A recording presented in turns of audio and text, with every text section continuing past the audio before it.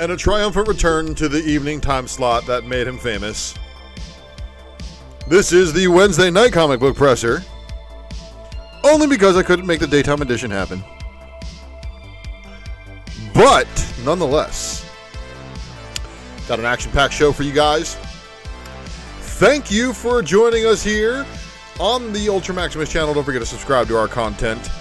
Click that notification bell for notifications, and don't forget to like and share the video. Leave me a comment if you're watching on the rewind. Help us break those algorithms. Of course, 1100 plus if you can't be wrong. Ultra Maximus is the place to be. And the Ultra Box giveaway is going to make history. Soundtrack provided by the wonderful people over there at White Bat Audio. Don't forget to subscribe to White Bat Audio here on YouTube.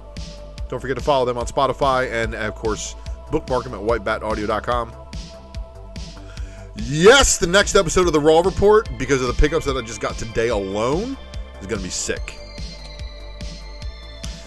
The secret variant is, of course, this is why I'm going to take my time, because Queen Key Comics is watching the ads because I ain't on yet. The secret variant, of course, is the FOC show that we do here. If you subscribe to this channel, you're going to want to check the notifications over the weekends, and I'll give you the FOC rundown better than anybody else. Of course, I got a couple other videos that if you shared and went viral, it would do wonders and allow me to make a lot more content for you guys. Don't forget to subscribe to all the wonderful featured channels in the feature channel section. Doing good things over there as well. And yeah, we got a little bit of a move coming on, but you know what? Still subscribe. Mighty Mel V, Friday nights. Follows are always appreciated, whether it be on Facebook, on IG, or on Twitter. You can find the links to all those on the channel homepage, and you can follow me on Whatnot as well. And you're going to want to follow me on Whatnot. Not only do I pack books like a pro, I've got a good selection for you guys coming at you soon. Don't forget to download Whatnot from the App Store or Google Play.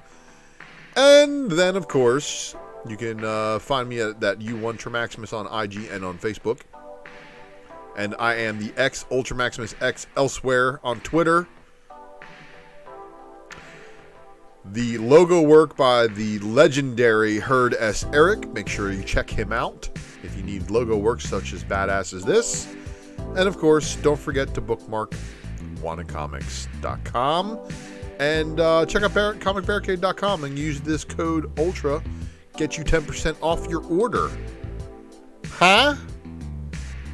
Super Chat isn't active, but direct support is available at paypal.me/UltraMaximus. But the Super Chat will be turned on momentarily. This is go time, everybody. So let's go. What are you waiting for? Don't be quiet. Don't be coy. Hi, everybody. I am the Ultra Maximus, and you are joining me here on this Wednesday night review of Comic Bookdom, because you know the most trusted name when it comes to comic book news is Ultra. Except no substitutes. Spoilers ahead, of course, because you know how that goes. If we're looking at books that came out today, some of you guys have not made it out to the stores, I'm going to spoil you. Also, stick around for the end of the show, because we're going to be looking at the FOC review. And you go, hey, Ultra, what's the FOC review? Well, I took the best hits from this past FOC that if you did not watch the latest episode of The Secret Variant, I'll get you caught up. And then, of course, if you have not visited your LCS yet, you can get your name down for some of these books. And then, of course, I appreciate everybody leaving me a comment after the show is over. Helps us break these wonderful algorithms here. And this is your comic book presser for 8/31/2022. We're going to start it off tonight with the Raw Report versus, because, yeah, they like to change it up on me. You know why? Because what they did is they said, hey, you know what? We know you got a variant battle, Ultra, but you know what? Yeah, one of those isn't coming out. Well, at least it's not going to come out. It's been delayed. So you're going to have to choose a different variant for your variant battle. After I already gave you guys the clear ability. So here's the backup variant battle. And this time the gloves are on. I don't know if it's going to nerf them or not, but who would you take in this fight? Would you take the Cobra? Or would you take the Deathstroke? John Royale incentive variant too. Also on the final run of G.I. Joe, John Royale's just killing it. And then of course the variant battle for next week, because of course I didn't want to leave you guys hanging, I decided to give the Wonder Girls another shot. But like this is kind of like the opposite of what Prey was, because if you had the 5 Amazonians and 1 Xenomorph, I think the Xenomorph would take it. Just saying. Leave me a comment. Let me know what you think. Especially if it's hate mail. Those are my favorite. So let's get this show on the road, everybody. So what we're going to do here is we're going to take a look, and we're going to dive first off into the Ultra Maximus Speculation Matrix, which is the Mind of Maximus. And now I'm going to give you guys the heat of the week. So this is basically the picks that I can see when I plug myself into the Matrix of books that you probably are paying attention to. So we're going to start things off here. This is the Dark Crisis. Now, Dark Crisis turned into Dark Crisis on Infinite Earths with issue number 3. But the later printings have finally hit. Here we have a foil cardstock variant cover for issue number 1. It's an incentive, by the way. And the same goes for issue number 2.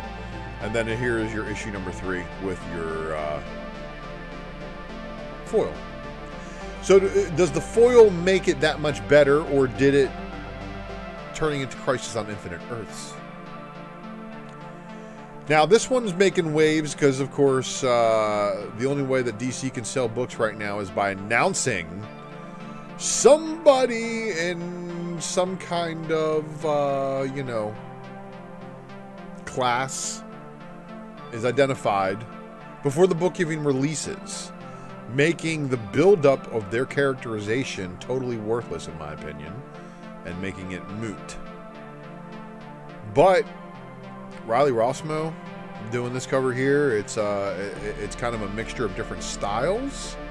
Got a lot going on in it, and of course DC Saved by the Belle Reve. Funny name, right? Now Deathstroke Inc. had a bunch of good covers. The cover B wasn't bad. The David Lapham though.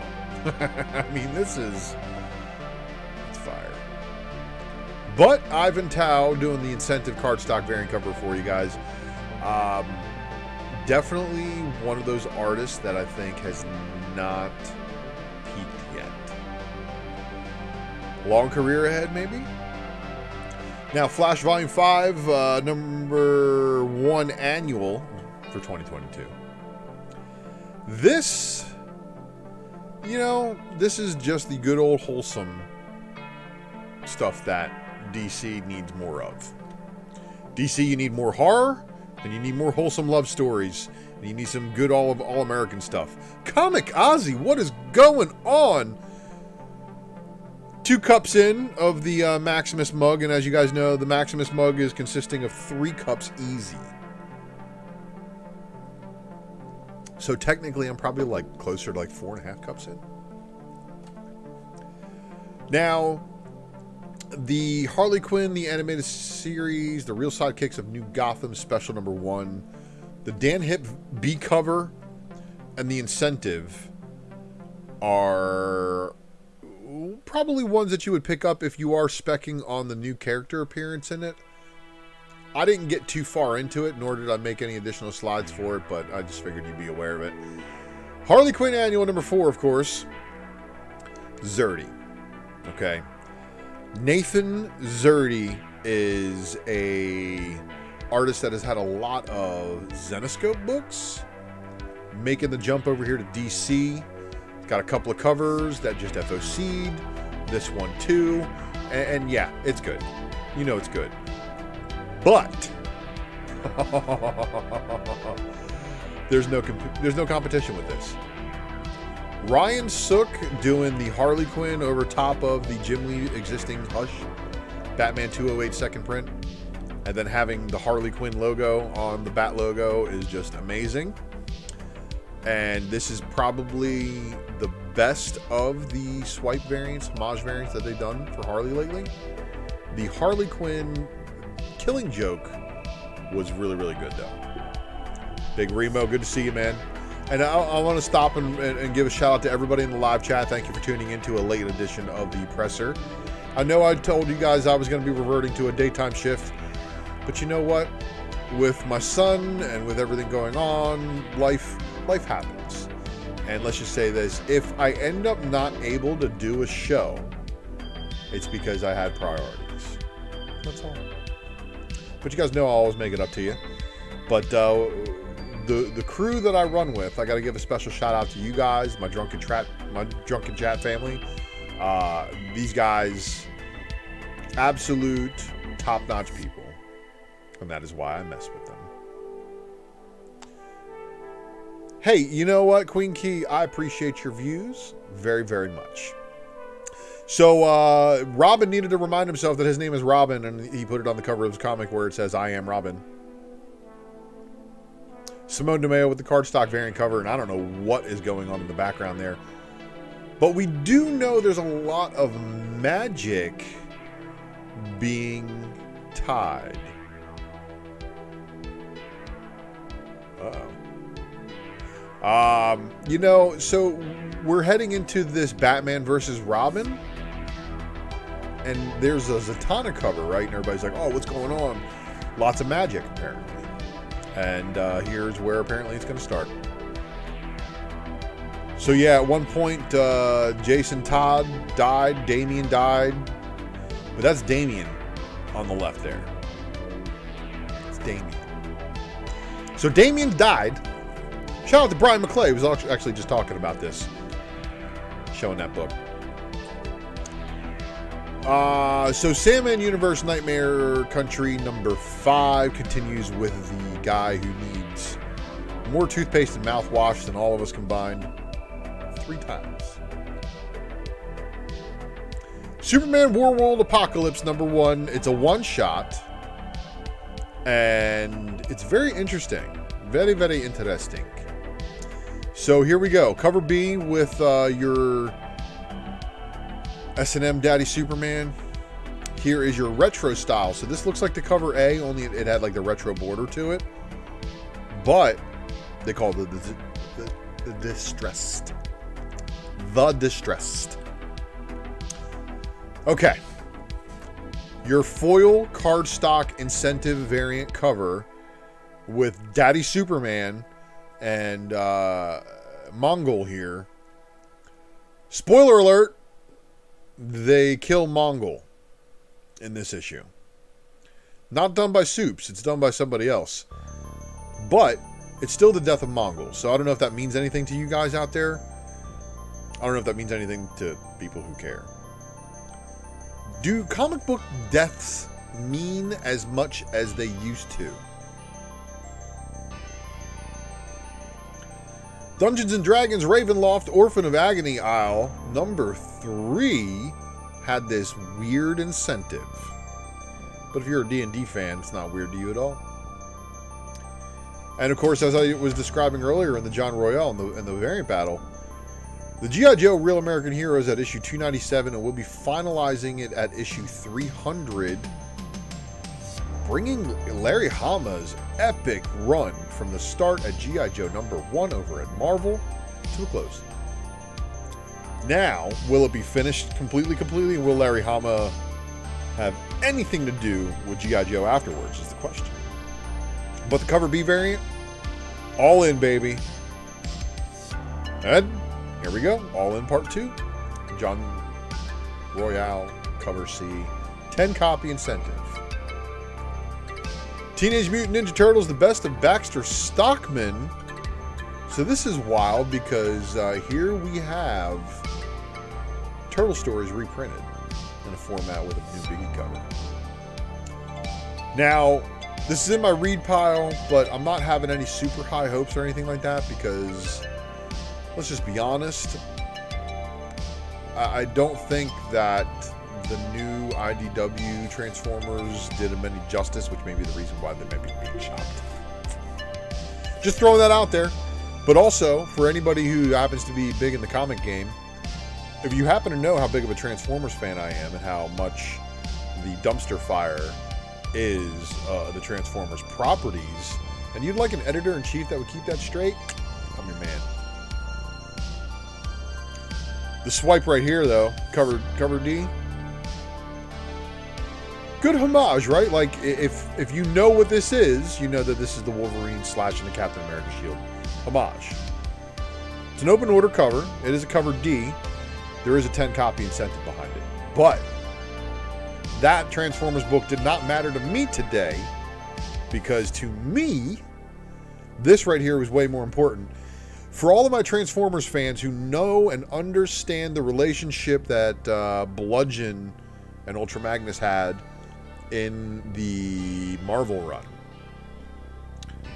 they understand the significance of this, of basically Ultra Magnus being put through the Pretender process, like Bludgeon.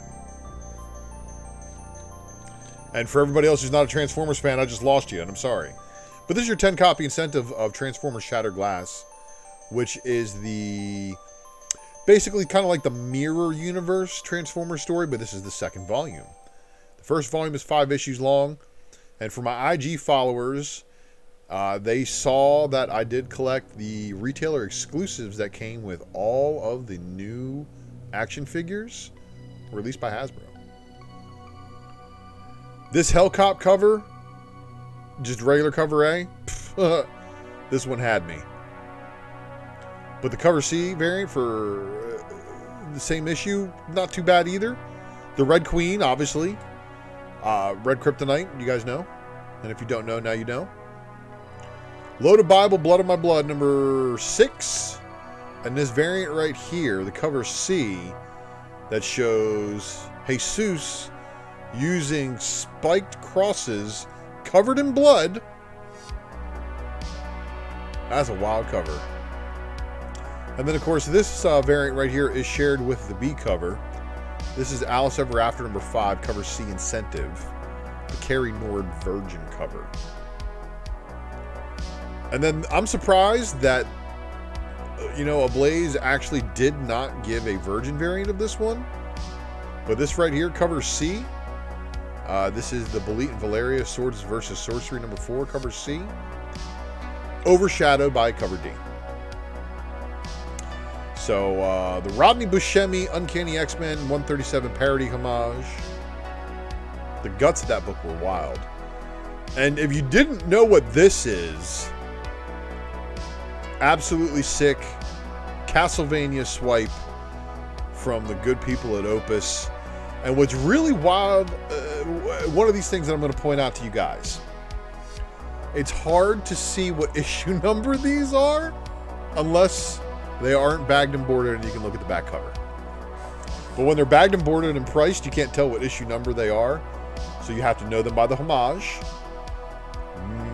This is only a 5 copy incentive, everybody. There's a 10 copy incentive behind this. Firefly's 20th anniversary special number 1 has a cover D incentive.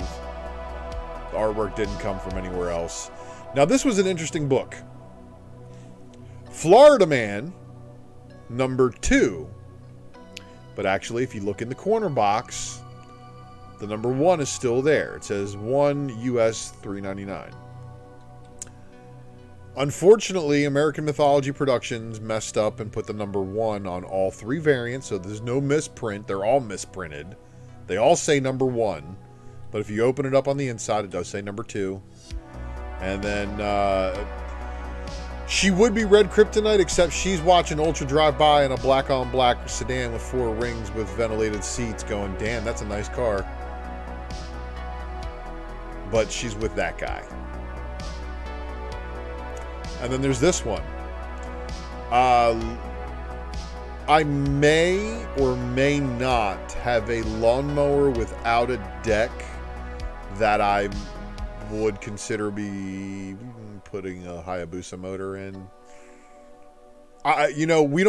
We do crazy things down here in Florida. If you can't get a drag racing lawnmower with a 500 horsepower turbocharged Hayabusa engine swap, are you even living? These are just some of the things we do.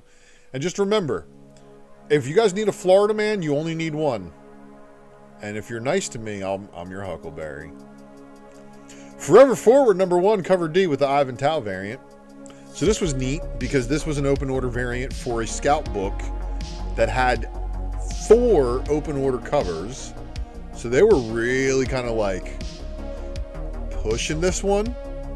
It also had an incentive variant. So this was very, very neat to see that there was an incentive variant cover for a book that had a lot of covers. Frank Frazetta's Death Dealer Volume 2, number 4. And this, of course, is the cover B variant by Frank Frazetta himself. I like the B covers. But this is where I, as a comic book shopper, would say the Frazetta art is better suited. Virgin format, high ratio incentive. But that's not how Opus is approaching this.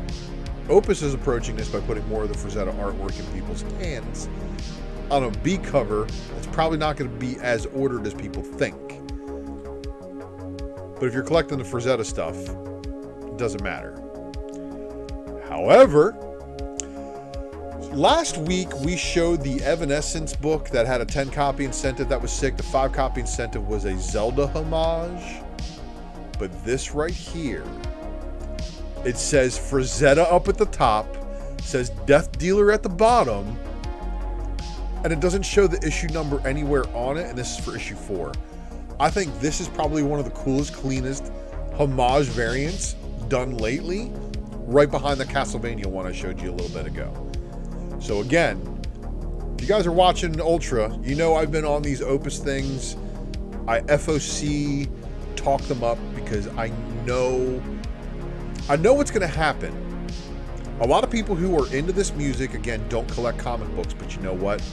There's going to be a lot of people who then find out about it and be like, oh my God, you know, I love Amy Lee from Evanescence, or, you know, I love Disturbed, or, you know, like with me personally, I love Joe Satriani. So being ahead of the curve helps me escape the FOMO. But if that Zelda book did this good last week, what do you think these are going to do?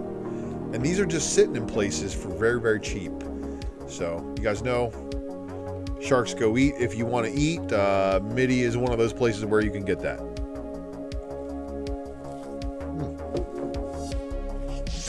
So excited, I spilled coffee. This is why I wear white shirts. So, another one that's kind of like, they still make you? Is this House of Slaughter number 8. So we have the Deladera Virgin incentive. And then there's the Well-Be Virgin variant. On top of this, they just announced that there's going to be another spin-off series related to Something is Killing the Children. How many books are you writing, Tiny Onion? Okay. You guys know homage variants seem to be the kind of thing that's a little bit popular depending on what you collect. Well, this one right here is the Lady Death Treacherous Infamy number 1 cover G Spider Death Damaged Edition. It's been taped. Look at it. It's got tape on it. It's been written with a star. It says 666. It's great stuff.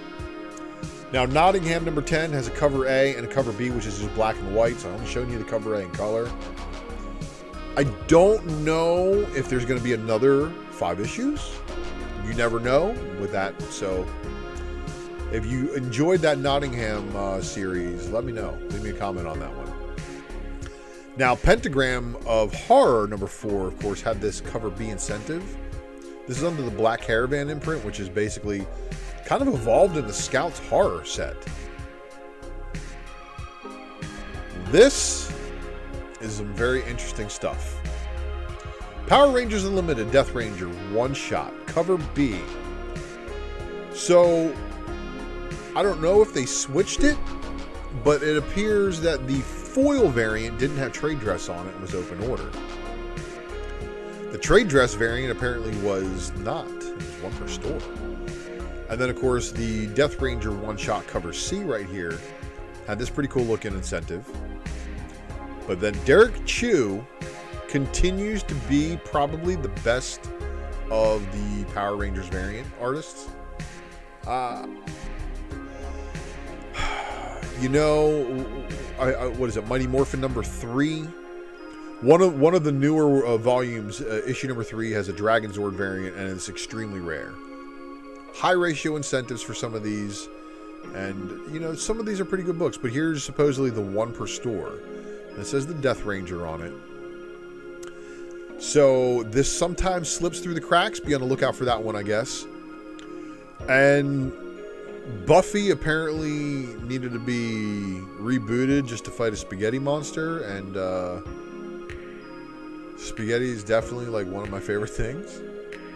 Do you guys like noodles?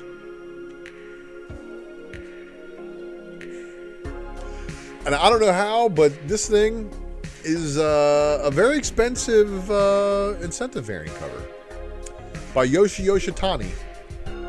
And it's a Virgin incentive variant cover of the Buffy girls.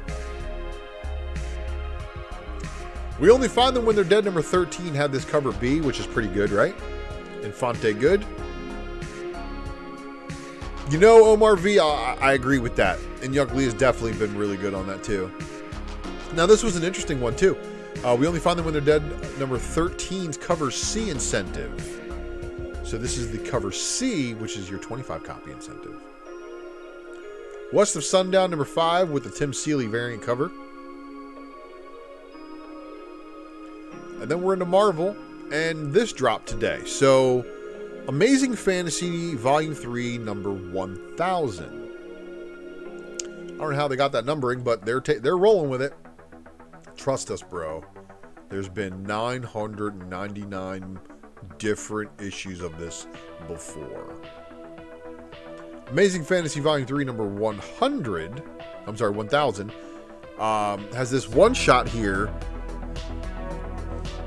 Cover E previews Momoko exclusive. So apparently, according to my sources, figure drawing, that's awesome. So according to my sources, that this is limited to 5,000 copies. This is a previews exclusive only. So if you are a Penguin Random House store, you probably didn't see this one on the shelf. Limited to 5,000 copies, though. Is that enough of a limit for how big this book is? And then what should have been the A cover, in my humble opinion, this Torrin Clark incentive variant right here. This should have been your A cover. Torrin Clark's actually killing it right here. I think it's great. Jeff Scott Campbell had some incentives. So there's a 1 in 100 and a 1 in 200. The book is $8. Now, a bunch of amateur pressers were rolling out the Abzarine to try to clean this cover up when they first got it, not realizing that Betsy Cola actually had it look like it has color rub. Because you know what? I looked at the book when I pulled it, and I was like, man, let me actually check this real quick, because it was the only one on the shelf. And yeah, come to find out, all of them have like the blue staining in the yellow and a little bit of color rub on the blue. So you want to look at the colors that are portrayed in pictures, not the previews images, I can tell, I think. But this image was swiped from a comic store. Betsy Cola, everybody. And finishing up one of the most epic fights that you will ever see in a Deadpool comic, because it actually first appeared in a Deadpool graphic novel. And the fight that many of us wanted to see, and you know what? Now that everybody has seen Ryan Reynolds and The Rock in Red Notice, I don't think I would mind seeing Rock play Garrison Kane and get absolutely rocked by Deadpool. Like, so Garrison Kane shows up in this one here. There's a new character named Thumper. He actually first appears in issue number 1, if you're not counting the graphic novel that appeared before. So this is just one of those things, man. I'm a big fan of creators being able to draw their properties, even if it's done under a big thing like this. And there's not enough of the Garrison Kane in this vest with his detachable arms and stuff fighting Deadpool. I just don't think there's enough story there. Gambit Volume 6, Number 2. This book we're going to talk about a little bit more later. But this Russell Dauterman Hellfire Gala variant with the nude male variant.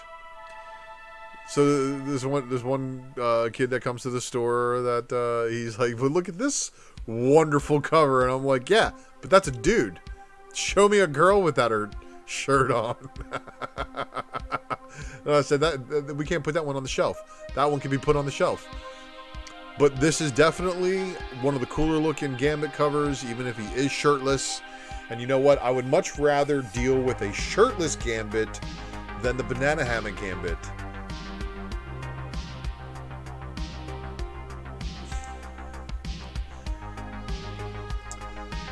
Iron Fist Volume 6, Number 5. So this was a very interesting read, and apparently Iron Fist Axe is where you're going to follow up on this. And the Lozano variant cover for Moon Knight, Black, White, and Blood, it was open order, but look at that exquisite detail on that. That's wicked. Star Wars Obi-Wan Number 4. This is the only one I got. But this one right here, not too shabby. It definitely is kind of like a foreshadow of Anakin going more towards the dark side, right?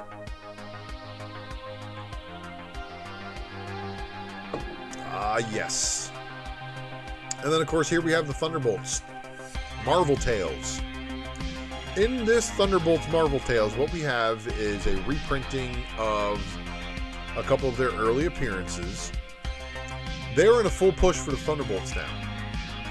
However, the Thunderbolts team that we're going to get in the Marvel Cinematic Universe is not going to be anything like that. And let's talk about this here real quick.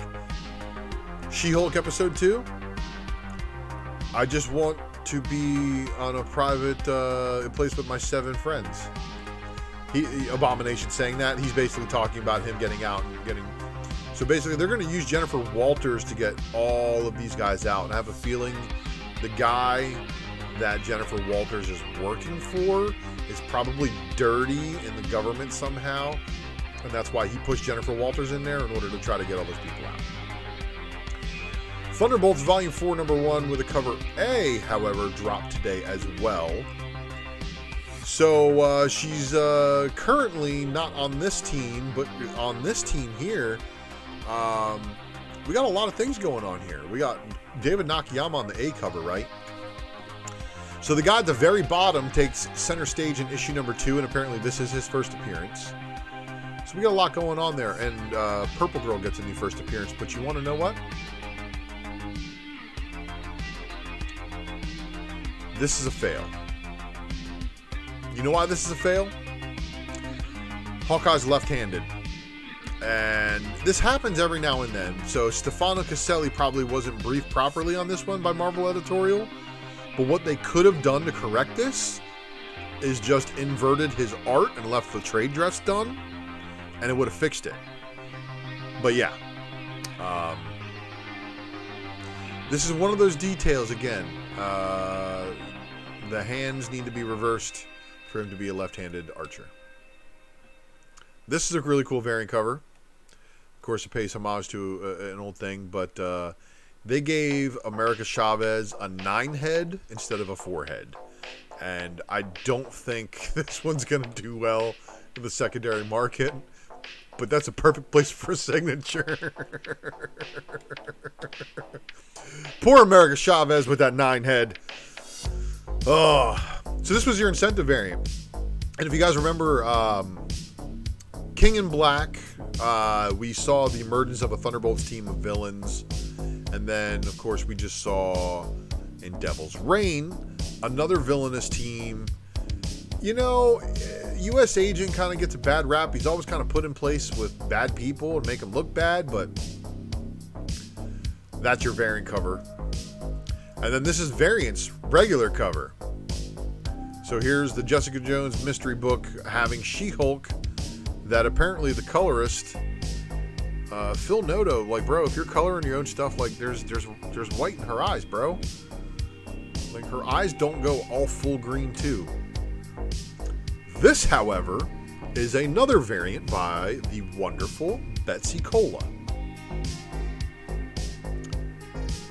Okay. X-Force number 31 is a very, very important book for Deadpool fans. Because it's round 2 for Kraven and Deadpool. Because they fought each other before, and it was pretty awesome. That being said, this right here shows Kraven wearing the skin of Beast with Deadpool's head on a spike. Spoiler alert, Kraven uses the spike to spear Deadpool's head and then allows him to pass through the Krakoa gate. This I picked up. This is a good looking book. And you know what? Russell Dauterman doing a magic cover on X-Men. Trading card variant style. With all of her stats on the back. How could you pass this one up today? That's going to be the heat. Hope you enjoyed it. Let me know which ones you picked up by leaving a comment below. And let's talk about some other things. Here is where I am going to now deliver to you what I consider to be the 3 books of the week. So here we go, the honorable mention. I'm giving it to the Transformers Shatterglass 2 #1 Incentive. Marcelo Mater does incredible Transformers work. He has actually a section of Transformers variant covers done in Transformers More Than Meets the Eye and Robots in Disguise. Newbie Comics in the house. Yeah, well, you know, the old dog straggled in a little late. So that was our honorable mention. This was my runner-up, just because, again, it hits on all cylinders. We've got the Frazetta Death Dealer, and then 32-page comic for use with the Opus comic book reading system. If that is not the sickest OG Sega Genesis swipe, I don't know what is. So is that considered Genesis or Sega Master System? I know I'm dating myself now. Old. But the book of the week, everybody, and I had to give it to this one just because Derek Chew absolutely knocked it out the park. This is not the 1 per store, but this is the high ratio incentive, making it equally just as hard to come across. So for all of you guys out there chasing this one down, I wish you luck. Power Rangers are getting very interesting, and I'd like to remind you that it is, of course, a Hasbro property. So beware, Power Rangers fans. The Transformers may be infiltrating your property. And if they give you guys any kind of Cybertronian origins, Power Rangers versus Visionaries. I look forward to it happening. Leave me a comment below, whether it be hate mail, whatever it be. Let me know what you think of the show so far. And then, of course, we've got some more moving on to do. We got more books to talk about. We got more things to discuss. And we're going to dive further into the speculation matrix that is Ultra Maximus, the brain. So, inside the spec, you want to know what's inside, right? Because we're going to spoil some things that came out today. Like this, right here. It's not really a spoiler because if you watch, I think approximately like 6 or 7 episodes ago, some things, I might have talked about this one right here. Alpha Flight 41, first appearance of the Purple Girl. Yes, that's right. The Purple Girl, Kilgrave's daughter, who has her first cover appearance right there as well. This right here is your new... She got a new name in Thunderbolts #1 out today. But she's still the daughter of the Purple Man. First appeared there. So that's kind of neat, right? And you're like, well, how can you come up with anything more neat than that? How can you find any more spec inside than that? And I say, do you know who I am? I am the Ultra Maximus. I start digging into books that people don't even know the name of people. Like this guy. insert your your Conor McGregor voice. Who the fuck is that guy? A lot of people were asking that. I even asked myself that because I had no clue who the hell this guy was. So I had to go digging deeper because he's actually going to be around in this miniseries. And before Rogue, like myself, like I'm a married man now, I can understand where Gambit is. Before Rogue, he had himself a different girlfriend who was wearing the suit with the banana hammock. She's wearing it right there, drawn by Wills Portacio, whom I love as an artist. I gotta say, Wills, I love seeing your lines. But just remember, Marvel doth not pay you by the line. But this guy's name is Michael Tanner. He first appears over here in Marvel Premiere number 23. And he is known as Warhawk. That's right, everybody, Warhawk. So this guy Warhawk is apparently going to be a problem for Gambit for the remainder of that issues. We'll see what happens, right? So continuing on, fed by the feed, we're going to take a look at some of the news stories I have trapped. And over the next 7 days, I'm going to try to take a better log of some stories because there's a lot of things that went down. A lot of things that happened. A lot of things I've just discussed on other shows with my friends. I'm not going to repeat myself a lot of places. But I will say this. If you guys caught the presser last week, I love when you guys catch news here and nobody runs with it except for a few of my faithful fans. And then you know what? It makes its way all the way back around to CBR.com. And that's when they talk about today. And of course, 7 minutes before I took this screen cap today when I was putting my slides together, Marvel bring back a major X-Men 2099 character. Yes, that's right. And I talk about Cerebra. And I talked about her last week on the presser. So thank you guys for watching. You guys were early on that scoop. Harley's run! Renew! Renew! Yes, that's right, everybody. Harley Quinn's animated series gets a rerun. Renew, at least. Over here, CBR.com reporting that HBO Max with a new female boss.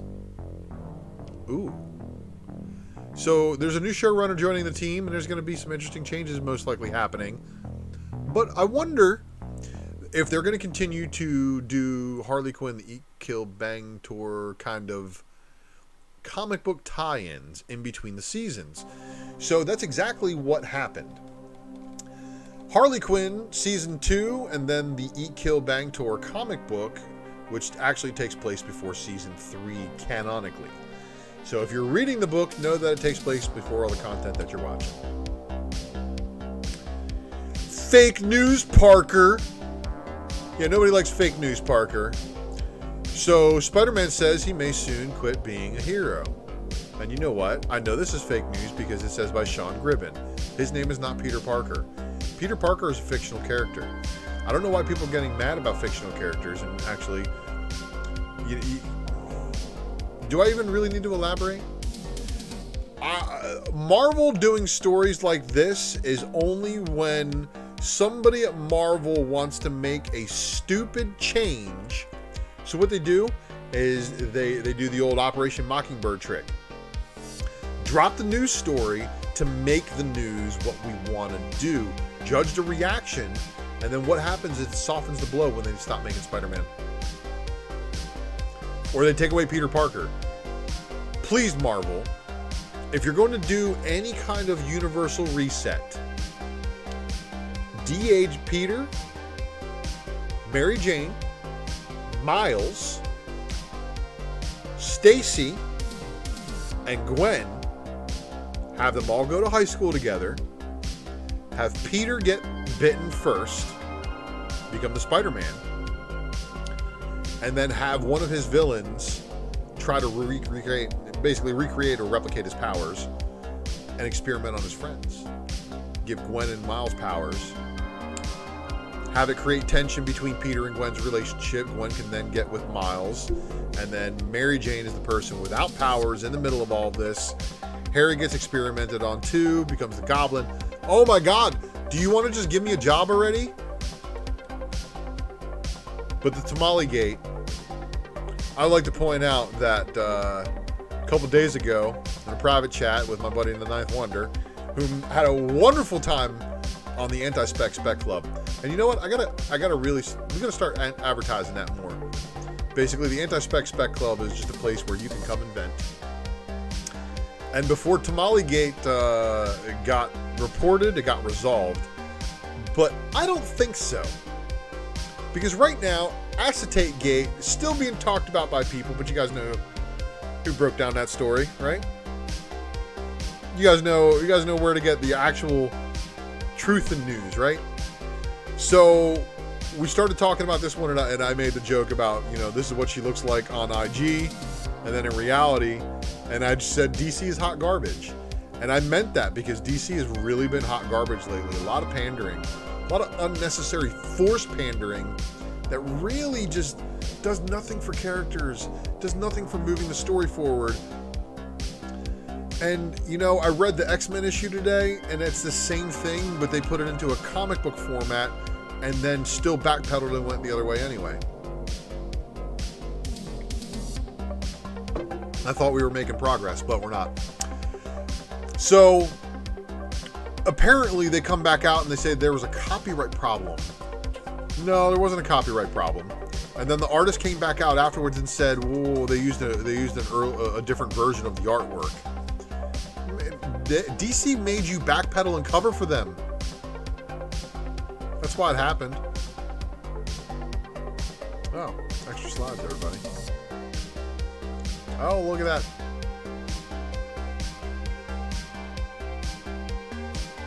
I'll be back next week with more news, everybody. So here we go. Continuing to roll through. This is the Ghost of Monday, the FOC review. So this is where we're going to take a look at the FOC stuff that was just on final orders due this past Monday. Let's see if there's any hope for you. Because what does it mean? It means that if any of these books get hot and you get the FOMO, may the odds be in your favor. So there's this book called L's coming from Ablaze Publishing, and here's your 10 copy incentive. Hell is a squared circle one-shot, of course. Obviously, this is a wrestling book. It does have this 10 copy incentive by Frank Avilla. Where Starships Go to Die. This cover right here is fantastic. Just very cool, right? Makes you want to read it. And then, of course, The Chilling Adventures presents Archie and the gang getting caught up with some apparently aliens. There's your Chilling Adventures Weirder Mysteries cover A. There's the cover B. Artist Elite presents dropping new stories from artists that, they're high.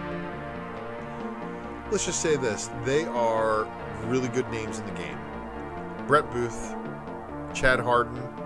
Come on. Here's the Brett Booth variant. Here is the not final art version of the Hardin variant. And then here is the Gunderson variant cover. Has my attention. This is the Garza 25 copy incentive, of course. Artist Elite. Very new publisher. Playthings. Again, from the Black Caravan imprint, which is the horror imprint from Scout. And then it surprised the hell out of me that Airboy was back with issue number 52. Airboy Generations Part 2. Lots of covers to that one, though. And I could not leave this one off of FOCs. Oh, so if you guys are fully aware of the situation going on, there's Amber Heard in her Mara costume on a bed. Biden's Titans with the troll face. And then the Twitternator. All really good variants. But this is the one I can't wait to see. This is the real news incentive. Which are always very, very, very hilarious. So Born of Blood #1 is another one of those books from Merc Publishing. And here is the cover B variant. This is your 25 copy incentive from Ron Leary. The 50 copy Tristar variant. the 100 copy risque foil. And then if that's too much for you, well, there is this version right here that is your 10 copy incentive. The FOC incentive that was added very late. And then this one's also from Merc Publishing. This is Death Rage number 3.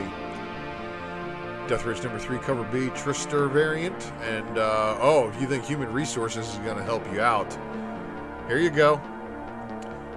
She's from Human Resources, and she's here to take your complaint. This is your 25 copy incentive.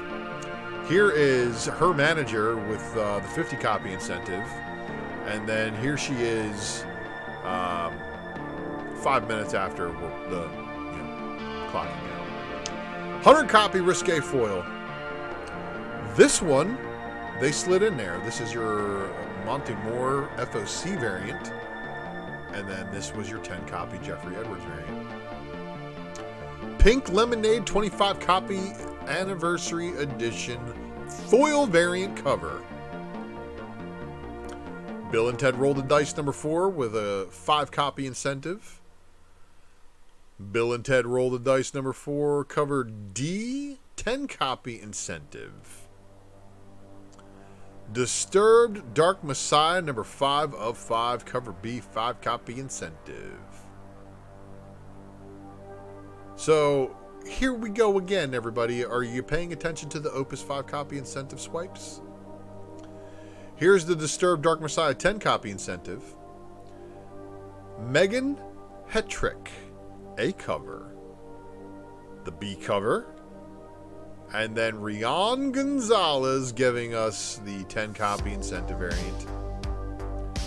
Little Red Ronin number 3 with a cover B. This is a thank you incentive variant cover.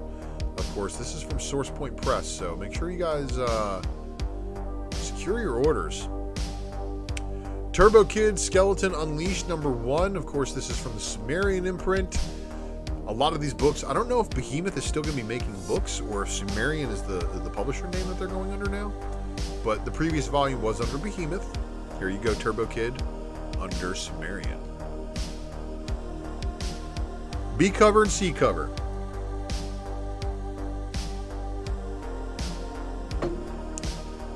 This one's the movie poster variant, so Sentient Collectors boxed set. I just like space books, and it's an Eisner nominee, so I think it's probably worth taking a look at. Bloodshot Unleashed number 1 had this cover D action figure variant. Bloodshot Unleashed had this one, which was your pre-order variant cover, so the only way to get this one is to pre-order a bundled 250 copy incentive. So basically, there's going to be like 10. Because they're going to print a few of them and just be like, we'll see who orders. Hard Eyes went back for a second printing, so Returnable still second print? I'm not sure. Grimm number 4 going second printing as well. And you guys know what my stance is on this one.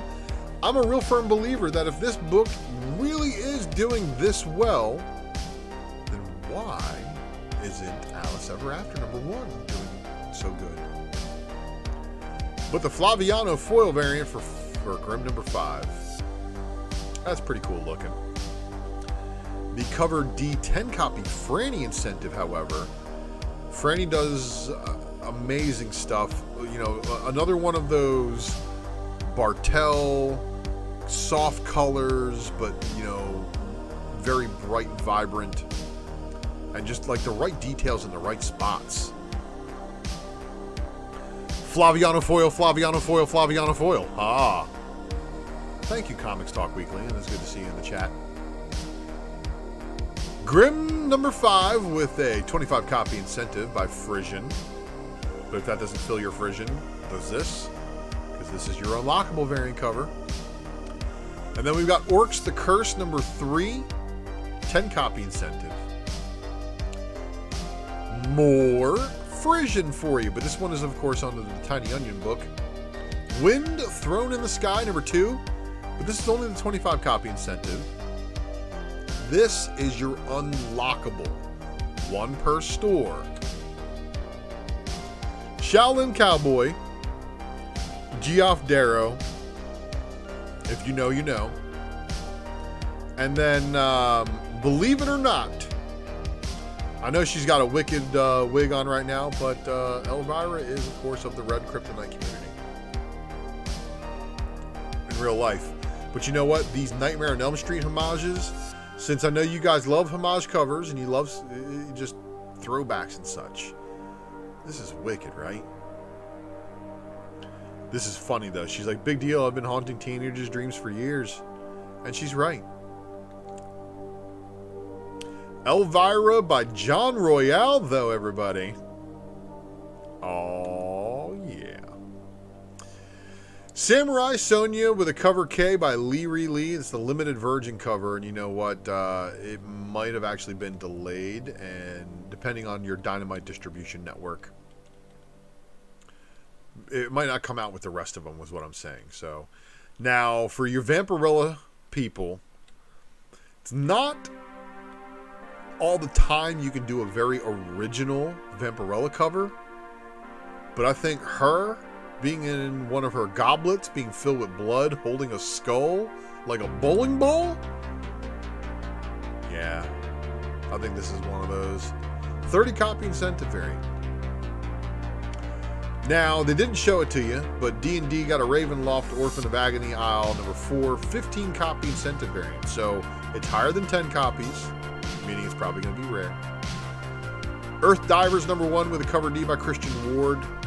It's Christian Ward. And if you don't know who Christian Ward is, my God, are you living under a rock? Now, Picard issue number 1 came out today. Meh. I didn't care for it too much. I know there's a lot of people who care about the Lost Star Trek books, though.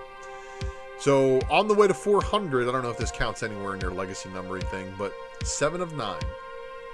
This is the biggest draw to this book. So, when this hits in a couple of weeks, people who are fans of 7 of 9 are probably going to be looking for it. If they know about it, that's the thing. A lot of people I don't think know about these books. And then, of course, here you have your 15 copy incentive variant. So, yeah. Book Nobody Orders offers a 15 copy incentive. Good luck, everybody else. TMNT Saturday Morning Adventures number 1. The cover B is going to be an Eastman variant, and it doesn't matter if it's good or bad. It's by Eastman. This is another one of those things. Like I said earlier, I love Liefeld drawing Deadpool the same way I love Eastman drawing Turtle stuff. TMNT Saturday Morning Adventures number 1 with a 10 copy incentive. Transformers Best of RC One Shot number 1. Now, I want to remind everybody, this version of RC is a very controversial version of the character, where they apparently assigned gender to her, but she wasn't a her before, apparently. So, like, yeah, but it's a robot, so it doesn't have a gender like humans do. And I wish people would stop humanizing my Transformers. Anyway, but the Best of RC One Shot has some of the best collected books of this character's run. It does predominantly feature the RC again from the Volume 1 Transformers IDW universe.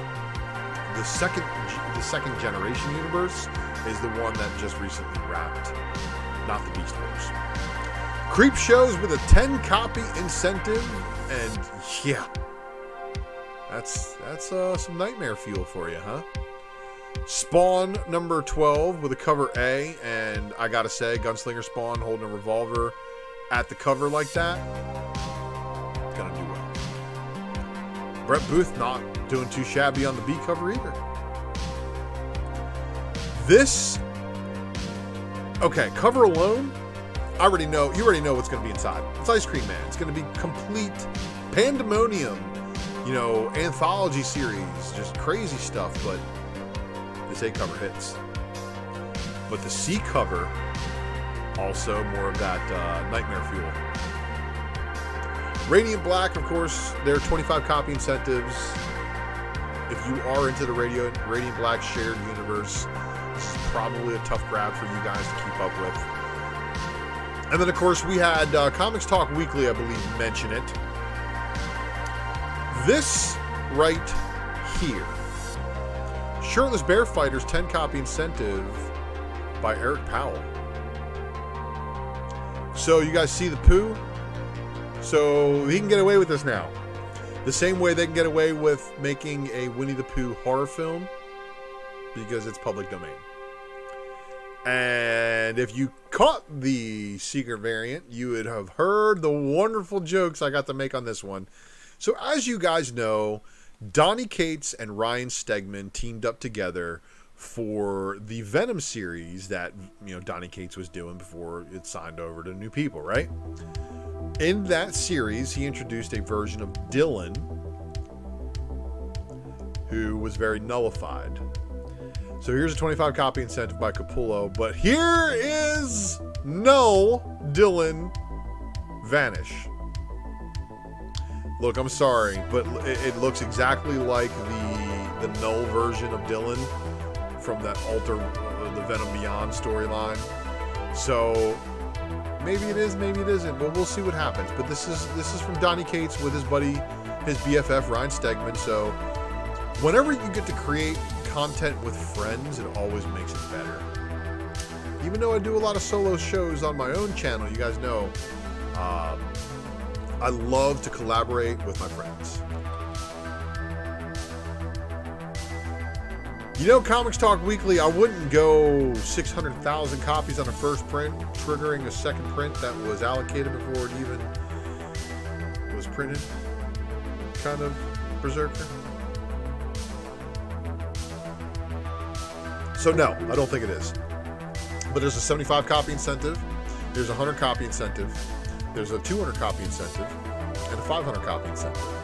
So for everybody paying attention, go and see how many store exclusives for Vanish #1 there are. If there's store exclusive, Image has a current minimum 500 copy ordering for an exclusive. So that means they're at least going to get 500. They can get more. And if they get 500, they're at least going to get one of these. They're going to get 2 of these. They're going to get 5 of these. They're going to get a whole lot of these and a whole lot of these. So just keep that in mind. Tedesco dropping heat as he always does with everything that he gets published. Action Comics gave you a facsimile for #1. As said before about Nathan Zerdy doing the cardstock variant covers for a bunch of different covers. But this right here, classic Lois and Clark Superman, absolutely all day. And one of my faves, of course, Leslie Lee, giving us a Harley Quinn 30th anniversary cardstock variant. Her riding on the back of Superman while Wonder Woman is over there on the treadmill, and so is Ivy. And then again, yeah, I'm scratching my head to this one because why is the background all red with nothing there? DC Editorial. You had Jeff Scott Campbell do a cover for you of this version of Harley, which, mind you, the White Knight #4s are probably going to start spiking again because we got her back again. But this Campbell variant is just a red background and nothing else, and just the new version of Harley. That's crazy. Batman One Bad Day, the Riddler, second printing cover.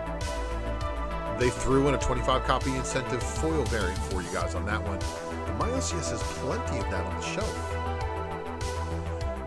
Batman Superman World's Finest, Middleton. Art-wise, I had to throw this one on there. It's just perfect. World's Finest 50 incentive Todd Nauck cardstock variant. So Todd Nauck is doing more work over at DC apparently. And you know, that right there is the version of Superboy we really wanted. The young John Kent with Damian Wayne for the Super Sons. Shame on you, DC. Batman Superman World's Finest #7 cover F Dan Moore with the cardstock variant cover. They also have a 1/100 foil variant of that one without the trade dress. Black Adam #4. So this is where they are like, here's the A cover. We tried to trick you with this B cover. Just kidding. So this is the art solicit, and then this is the actual art that they released. So I don't even know why they even bothered, especially with the A cover looking the way it does. But my gripe with this is that it's the Black Adam comic, but they're calling this character White Adam. Torrin Clark knocking Darkseid out the park. Literally. Man, you killed this cover here. Absolutely fire. Black Adam giving Darkseid the business. And then this one right here is pretty cool to me. But, you know, you guys know I like hieroglyphics and such. So this Black Adam number 4, cover D, the 25 copy Pamela Huge Boom Punk Rock Tablet cardstock variant cover. Blood Syndicate Season 1 number 5, cover C, Jorge Corona. Catwoman by Jeff DeCall. But this guy's way too close to Batman Sugar Bowl, if you know what I'm saying. Souza Micah. They have now put her on the B cover. So she's not an incentive variant, which means they probably want to sell more copies. Tula Lote on the 25 copy incentive. Dark Crisis on Infinite Earths number 1 going back for a third printing. They're going to get you this wraparound variant. Here's the third printing of number 3. Dark Crisis Young Justice number 4, giving you this cover B. This is the Acuna cardstock variant cover showing Wonder Girl. The other one. DC Horror presents Sergeant Rock versus the Army of the Dead number 1, Francavilla. The body bag variant, or the quietly duffel bag Gore cardstock variant covers, they're calling it. Here is the 1 in 100 Pia Guerrera cardstock. So back to its roots, DC Horror. DC Mech number 3. So for all of you guys who had that, you know, that dream to just incorporate Wonder Woman with modern technology, there you go. And here's how they're reusing the same artwork for the 50 copy incentive.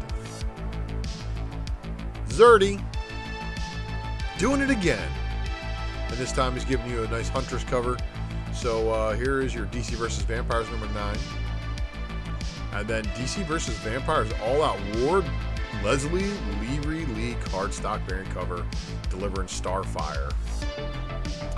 Death of Superman number the 30th anniversary special number 1 one shot. Look, I don't see any purpose in reprinting or revisiting this story again, but here's Jim Lee doing a really good take on Doomsday killing Superman. There was 2 different versions of this that they showed.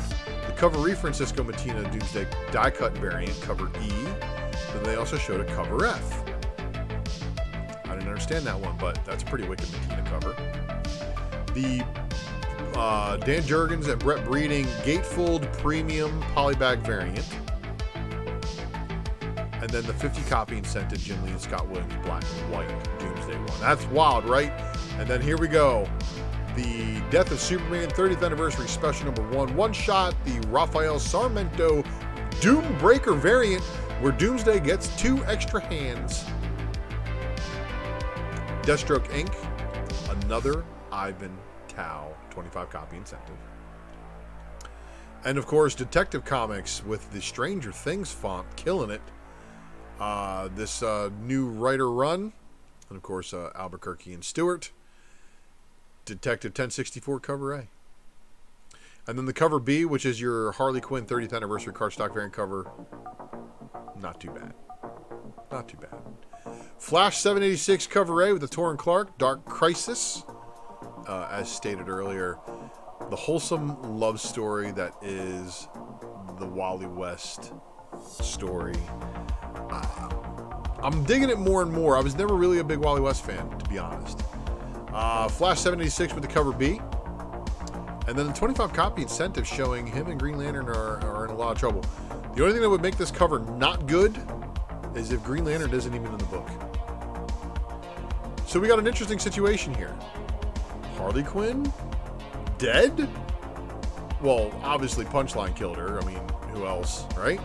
But Harley Quinn number 22 with the cover A by Mateo. Mateo Lally, I'm sorry. And then the Sejic cardstock variant cover. This is fire. But Natalie Sanders said, hold my beer. And then Ryan Sook said, you know what? I got you all. And all he had to do, was the same thing he did there. And then here's the Baldion cardstock variant cover. So if this is the situation with Harley and somebody's going to murder her, if anything big happens in this one, you're going to be wanting to look for these. Oh, look, it's Polaris. Just kidding. It's Art Germ drawing Polaris for Human Target number 7, but just not calling her Polaris. Naomi's spiting. So if you're spotting all the Naomi appearances, which there's not many left, like she's like slowly disappearing. But here you go, everybody. Justice League versus the Legion of Superheroes number 6. Cover B. And then the pool variant. Actually, the A cover for Nice House on the Lake number 10. The B cover, however, is a little bit more crazy. Nightwing number 96 with the cover A by Bruno Redondo, of course, is sideways because... I don't know if it's going to be a wraparound or if that's actually going to be like sideways. But for everybody who's a fan of the Barbara Gordon and Dick Grayson couple, here is a wonderful Jamal King cardstock variant cover showing love and tender embrace. And here, Nightwing is being a sleazebag with the girl Batman caught him cheating that one time with. I was asking him if he got what he needed. But, yeah. Babs is going to kick her ass. I'm just saying. 25 copy incentive by Dan Acuna. And Task Force Z, number 12, showing the many incarnations of Jason Todd. From Robin to the weird caped version of Red Hood to the version that we saw in Batman Hush, right? This is really, really weird for me because I actually kind of like dig the version where he went with the hoodie and crowbars, but I haven't read any of the Task Force Z, so I'm gonna have to see it. Definitely gonna have to see. But the 25 copy incentive for Task Force Z looks amazing. Harley Quinn proving that Tim Drake was the Robin in the Harley Quinn animated series. Baldion given the 30th anniversary variant.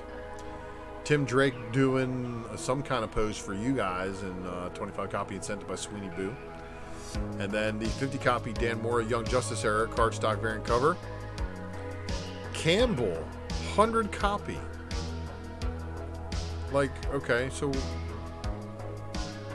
where are you climbing? That's got like a never mind. That poster board on the back, right? Poster board with all the pins. Titans United Blood Pack number 1, cover B, Derek Chu.